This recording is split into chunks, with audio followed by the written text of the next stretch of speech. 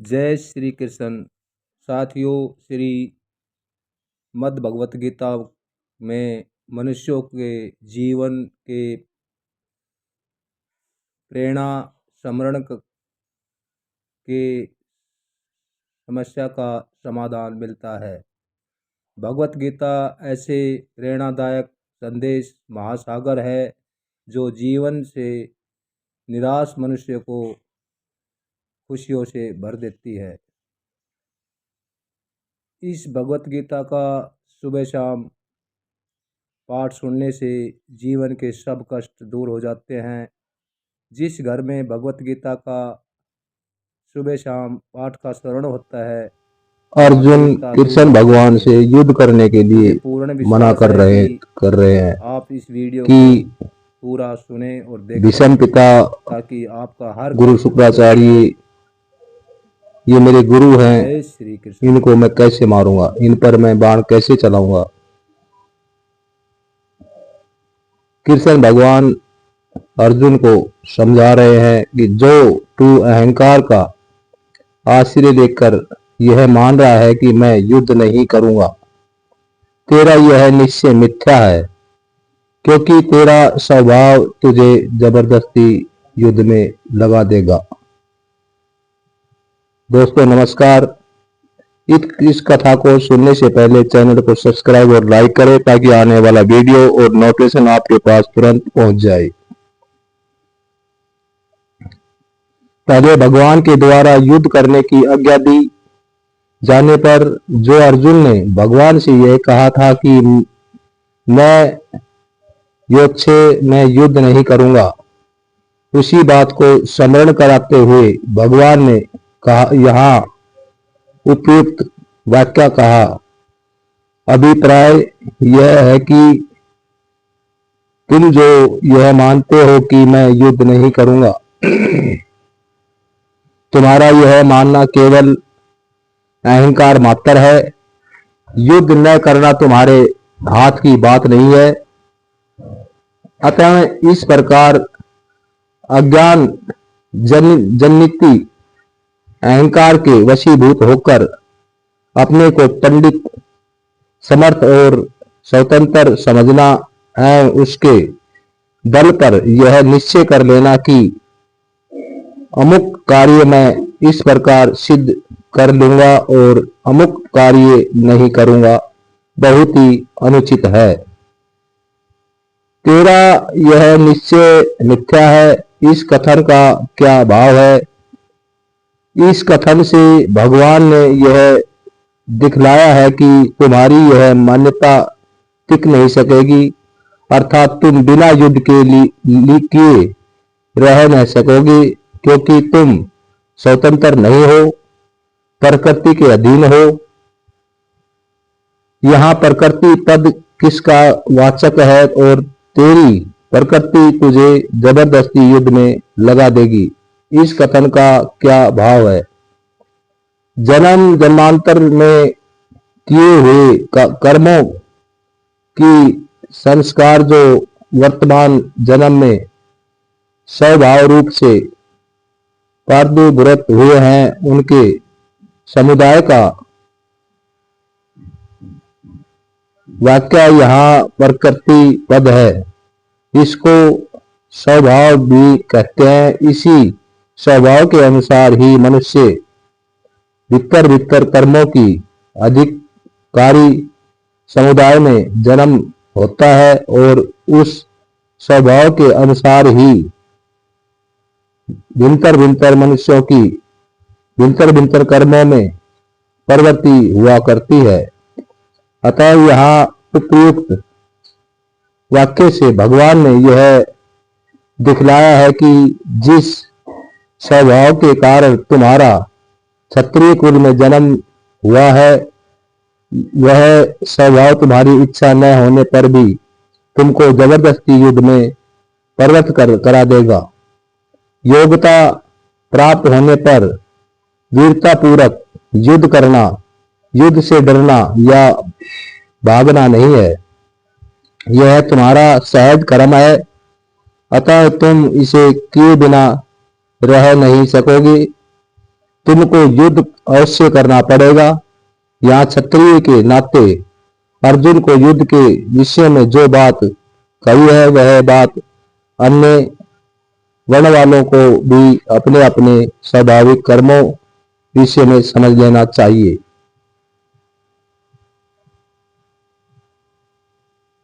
अर्जुन की माता कुंती बड़ी वीर महिला थी। उसने समय कृष्ण के हाथ संदेश भेजते समय पांडवों को युद्ध के लिए उत्साहित किया था। अत भगवान यहाँ अर्जुन को कौनते नाम से संबोधित करके यह भाव दिखलाते हैं कि तुम वीर माता के पुत्र हो, स्वयं भी सूरवीर हो, इसलिए तुमसे युद्ध किए बिना नहीं रहा जाएगा।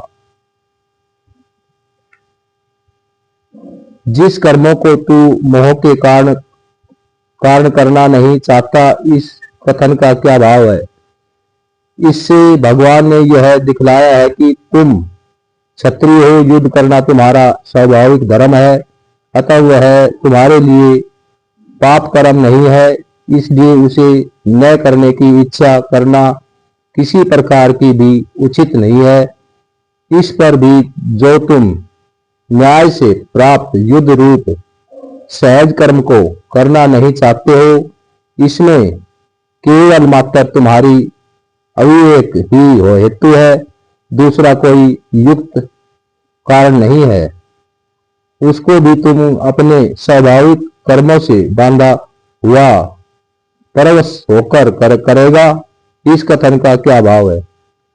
इससे भगवान ने यह भाव दिखलाया है कि युद्ध करना तुम्हारा स्वाभाविक कर्म है, इस कारण तुम उसे बंधे हुए हो, अर्थात उससे तुम्हारा घनिष्ठ संबंध है, इसलिए तुम्हारी इच्छा न होने पर भी वह तुमको बलात् अपनी ओर आकर्षित कर लेगा और तुम्हें अपने स्वभाव में के वश में होकर उसे करना ही पड़ेगा।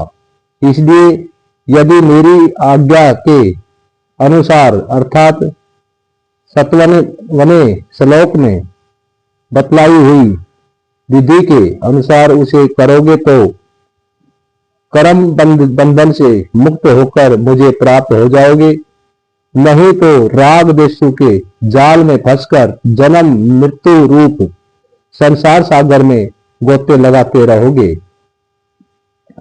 जिस प्रकार नदी के प्रवाह में बहता हुआ मनुष्य उस प्रवाह का सामना करके नदी के पार नहीं जा सकता, वर अपना नाश करा लेता है, और जो किसी नौका या काठ का आश्रय लेकर या तैरने की कला से जल के उस पार तैरता रहकर उस प्रवाह के अनुकूल चलता है, वह किनारे लगकर उसको पार कर जाता है। उसी प्रकार प्रकृति के प्रवाह में पड़ा हुआ जो मनुष्य प्रकृति का सामना करता है, यानी हठ से कर्तव्य कर्मों का त्याग कर देता है, वह प्रकृति से पार नहीं हो सकता, वर उसमें अधिक फंसता जाता है। और जो परमेश्वर का कर्मयोग का आश्रय लेकर या आज्ञा मार्ग के अनुसार अपने को प्रवृत्ति से ऊपर उठाकर प्रकृति के अनुकूल कर्म करता है, वह कर्म बंधन से मुक्त होकर प्रकृति के पार चला जाता है, अर्थात परमात्मा को प्राप्त हो जाता है। यहाँ शरीर को यंत्र का रूपक देने का क्या अभिप्राय है और ईश्वर को संसद प्राणियों के हृदय में स्थित बतलाने का क्या भाव है? यहाँ शरीर को यंत्र का रूप देकर भगवान यह भाव दिखलाया है कि जैसे रेलगाड़ी किसी यंत्रों पर बैठा हुआ मनुष्य समय नहीं चलता, तो भी रेलगाड़ी आदि यंत्र के चलने से उसका चलाना हो जाता है। उसी प्रकार यद्यपि आत्मा निश्चल है, उसका किसी भी क्रिया से वास्तव में कुछ भी संबंध नहीं है, तो भी अनादि सिद्ध आज्ञा के कारण उसका शरीर से संबंध होने से उस शरीर की क्रिया उसकी क्रिया मानी जाती है।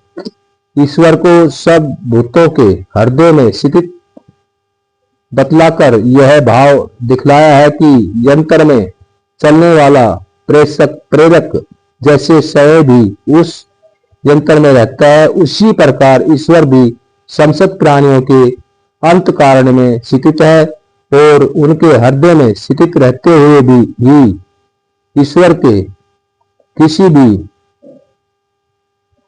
विधान में जरा भी भूल नहीं हो सकती, क्योंकि वे सर्वशक्तिमान ऐश्वर्यव्यापी सर्वज्ञ परमेश्वर उनके समस्त कर्मों को भली भांति जानते हैं।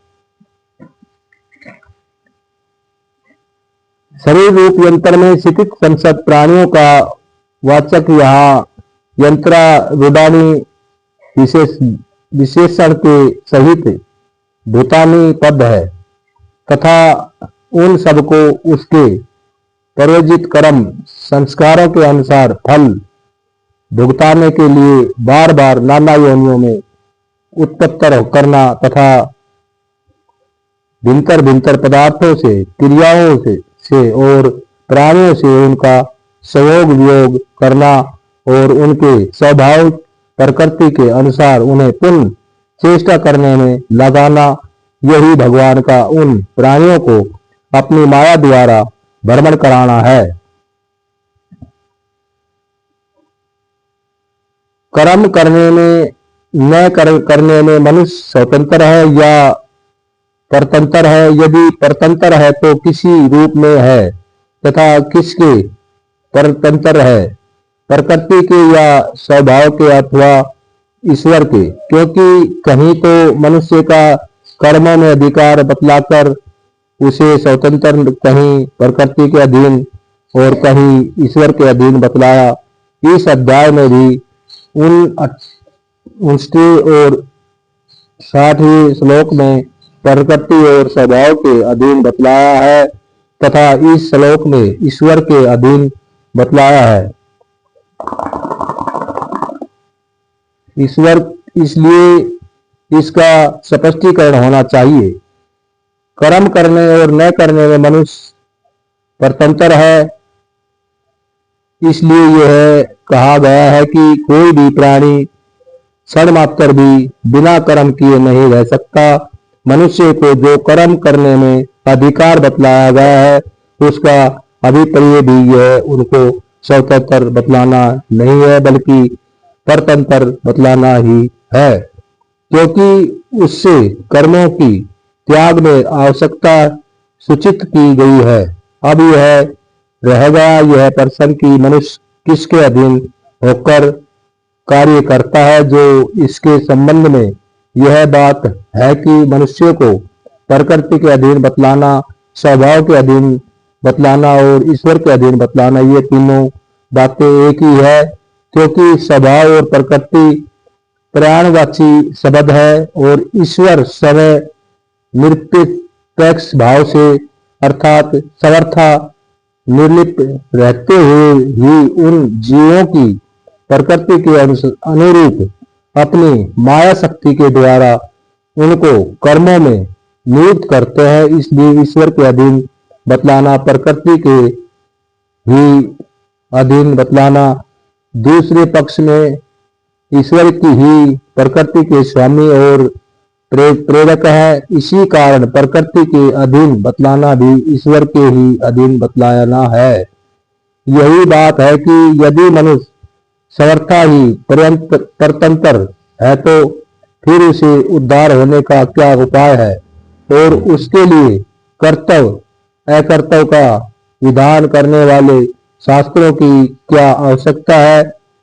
इसका उत्तर यह है कि कर्तव्य अकर्तव्य का विधान करने वाले शास्त्र मनुष्यों को उसके स्वाभाविक कर्मों से हटाने के लिए या उससे स्वभाव विरुद्ध कर्म कराने वाले के लिए नहीं है, किंतु उन कर्मों करने में जो राग देशु वश में होकर वह अन्याय कर लेता है, उस अन्याय का त्याग कराकर उसे न्यायपूर्वक कर्तव्य में लगाने के लिए है। इसलिए मनुष्य कर्म करने में स्वभाव के परतंत्र होते हुए भी उस स्वभाव का सुधार करने में परतंत्र नहीं है।